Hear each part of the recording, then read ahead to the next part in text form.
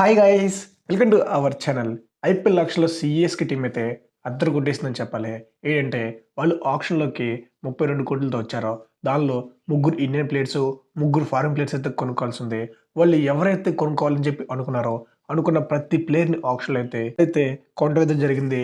ఇప్పుడు ఈరోజు మనం సిఎస్కి కొన్నటువంటి మొత్తం ప్లేయర్స్ ఎవరు, వాళ్ళకి ఎంత అమౌంట్ పెట్టారో అండ్ ఆ ప్లేయర్స్ యొక్క ఎబిలిటీస్ ఏంటని ఫుల్ డీటెయిల్స్ అయితే చూసేద్దాం. మొదటగా సిఎస్‌కి కొన్న ప్లేయర్ చూసుకుంటే డారెల్ మిచెల్. డారెల్ మిచెల్‌కి సిఎస్‌కి టీమ్ 14 కోట్లు పెట్టింది. అంత అమౌంట్‌కి మనడు వర్తా అంటే 100% వర్త్ అని చెప్పాలి. ఎందుకంటే ఈ ఆక్షన్ ముందు వరకు సిఎస్‌కి టీమ్ బెన్ స్టోక్స్ రిప్లేస్‌మెంట్‌గా ఒక మంచి ఫారిన్ బ్యాటర్ అయితే కావాలి. అది కూడా ఆల్ రౌండర్ అయితే కావాలని చెప్పి వాళ్ళు చాలా గట్టిగా ట్రై చేశారు కాబట్టి బెన్ స్టోక్స్‌కి బెస్ట్ రిప్లేస్‌మెంట్ చేసే ప్లేయర్ ఎవరైనా ఉన్నారంటే అది 100% డారెల్ మిచెల్ అని చెప్పాలి. డారెల్ మిచెల్ 100% ప్లేయింగ్‌లలో ఉంటాడో లేదో తెలీదు గానీ బట్ బెన్ స్టోక్స్‌కి అయితే బెస్ట్ రిప్లేస్‌మెంట్ అని చెప్పాలి. ఇంకా మనోడికి ఎబిలిటీస్ చూసుకుంటే right hand batter, middle order and top ఆర్డర్‌లో ఎక్కడైనా బ్యాటింగ్ చేస్తాడు. ఇంకా ఫాస్ట్ బౌలింగ్‌లో కూడా స్లో వన్స్ అయితే ఎక్కువగా వేస్తాడు. స్లో పిచ్చెస్‌లో మనోడి బౌలింగ్ అయితే చాలా ఎఫెక్ట్‌గా ఉంది. ఎలాగో సీఎస్‌కే అది స్లో పిచ్చే కాబట్టి మనోడు సీఎస్‌కేకి వరవని చెప్పాలి. ఇంకా నెక్స్ట్ సీఎస్‌కే కొన్న మరో ప్లేయర్ చూసుకుంటే శార్దుల్ ఠాకూర్. శార్దుల్ ఠాకూర్‌ని సీఎస్‌కే టీమ్ ఆక్షన్‌లో జస్ట్ 4 కోట్లు మాత్రమే కొనడం జరిగింది. మనం ఆక్షన్ ముందు శార్దుల్ ఠాకూర్‌కి 10 కోట్లు వస్తాయి, 15 కోట్లు వస్తాయి, వేరే వేరే టీమ్స్ ట్రై చేస్తాయని చెప్పి చాలా ఎక్స్‌పెక్టేషన్స్ పెట్టుకున్నాం. బట్ ఆక్షన్‌లో అవి ఏమీ జరగలేదు. సీఎస్‌కే టీమ్ శార్దుల్ ఠాకూర్‌ని 4 కోట్లకైతే కొనడం జరిగింది. నాకు తెలిసి ఇది ఒక బెస్ట్ వే అని చెప్పాలి. సీఎస్‌కేకి లాస్ట్ ఇయర్ తుషార్ దేశపాండే ఆడాడు ప్లేయింగ్ లెవెన్‌లో. సో ఇప్పుడు శార్దుల్ ఠాకూర్ వచ్చాడు కాబట్టి అతని ప్లేస్‌లో నెంబర్ 8 అయితే శార్దుల్ అయితే ఆడతాడు. సీఎస్‌కే ఇది ఒక బెస్ట్ పిక్ అని చెప్పాలి. ఎందుకంటే మనోడు గతంలో సీఎస్‌కేలో ఉన్నప్పుడు బాగా పర్ఫార్మెన్స్ చేశాడు. బయటకు వచ్చినాక అంతగా ఏం ఆడలేదు.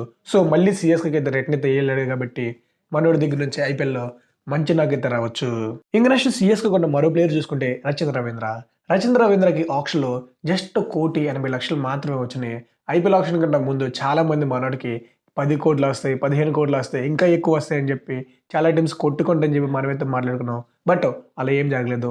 ఐపీఎల్ ఆక్షన్‌లో జస్ట్ 1,80,00,000 పెట్టి సీఎస్‌కే టీమ్ అయితే కొనడం అయితే జరిగింది. ఇంకా రచిన్ రవీంద్రని సీఎస్‌కే ఎందుకు కొన్నారంటే రీసెంట్ టైమ్‌లో మోయిన్ అలీ అయితే అంత మంచి ఫామ్‌లో లేదు.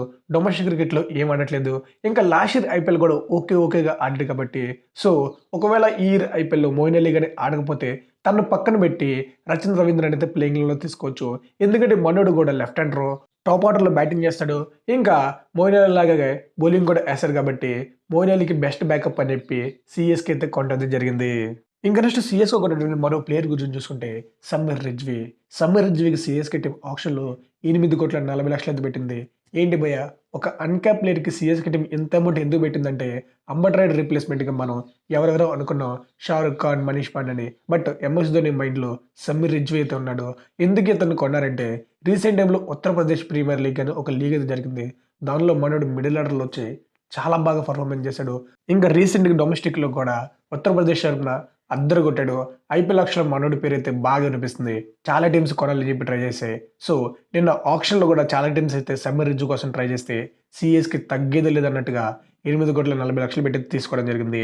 సో అంబట్ రైడ్ రీప్లేస్‌మెంట్‌గా ఎవరెవరో కాదు, సమ్మర్ రిజ్వీనే ఈ ఇయర్ సీఎస్‌కేలో మిడిల్ ఆర్డర్‌లో ఆడబోతున్నాడు.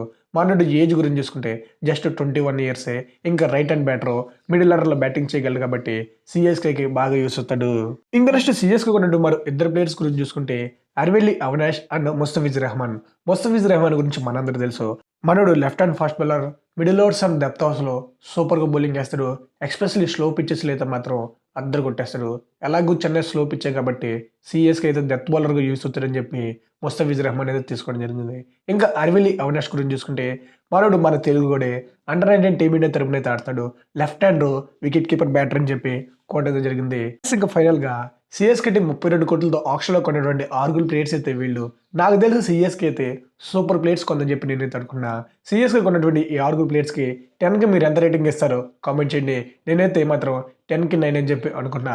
ఇంకా ఇదంతా సీఎస్‌కే ఎలా చేసిందంటే మాస్టర్ మైండ్ ధోని అయితే నడిపించుంటాడు. తనకి ఎలాంటి ప్లేయర్స్ కావాలనేది టీమ్ మేనేజ్మెంట్ క్లియర్‌గా చెప్పారు. సో మేనేజ్మెంట్ అలాంటి ప్లేయర్స్ మాత్రమే కొట్టడం జరిగింది. గాయ్స్ ఇంకా లాస్ట్‌గా ఇంక ఈ వీడియో అయితే ఇంతే. నెక్స్ట్ వీడియోలో నేను సీఎస్‌కే యొక్క బెస్ట్ ప్లేయింగ్ లెవెన్ ఎలా ఉంటుందో చేయడానికి ట్రై చేస్తా. ఆ వీడియో కోసం ఎవరైనా వెయిట్ చేస్తుంటే కింద కామెంట్ చేసి వీడియోకి అయితే లైక్ చేయండి. Thanks for watching. Have a nice day.